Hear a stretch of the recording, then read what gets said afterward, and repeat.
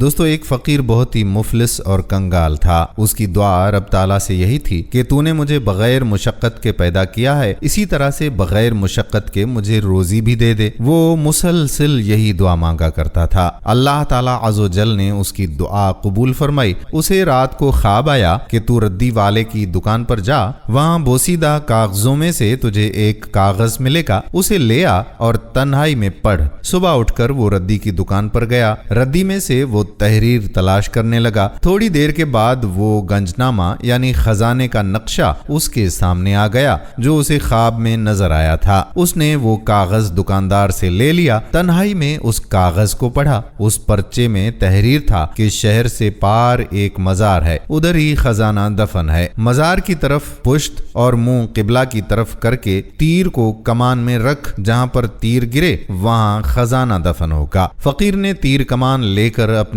جوہر دکھانا شروع کر دیے۔ جہاں تیر پھینکتا وہاں جلدی سے بیلچے پھاوڑے لے کر زمین کھودنا شروع کر دیتا۔ بیلچا پھاوڑا اور وہ فقیر کند ہو گئے، مگر خزانے کا نام و نشان بھی نہ ملا۔ وہ روزانہ اسی طرح سے عمل کرتا، تیر پھینکتا، جس جگہ تیر گرتا اسے کھودتا، مگر خزانہ نہ ملتا۔ فقیر کے اس پروگرام کا بادشاہ کو پتا چلا۔ بادشاہ نے اسے طلب کر لیا۔ اس نے ساری کہانی بادشاہ سلامت کو سنا دی اور کہنے لگا کہ جب سے خزانے کا پتہ پایا ہے تلاش میں ہوں، خزانہ تو نہ ملا لیکن سخت تکلیف اور مشقت میرا مقدر بن گئی ہے۔ بادشاہ نے فقیر سے وہ گنجنامہ لے لیا۔ خزانہ پانے کے لیے بادشاہ نے بھی تیر چلانے شروع کر دیے۔ 6 ماہ تک بادشاہ بھی تیر چلاتا رہا مگر کچھ ہاتھ نہ آیا۔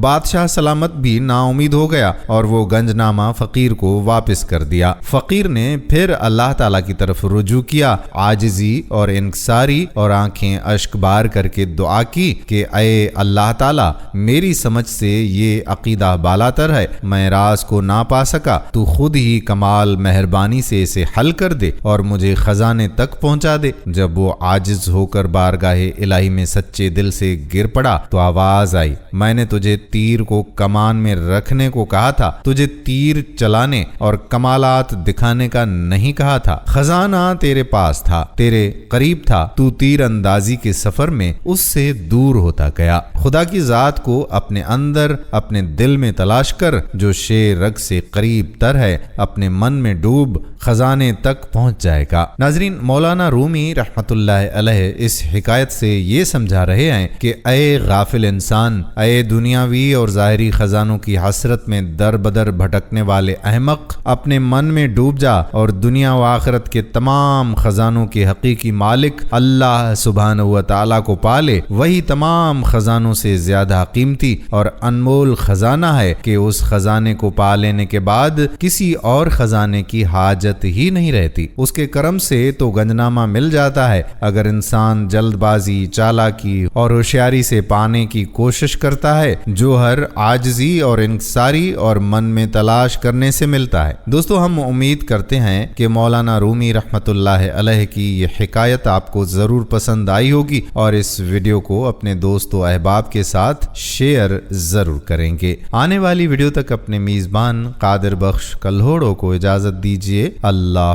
حافظ۔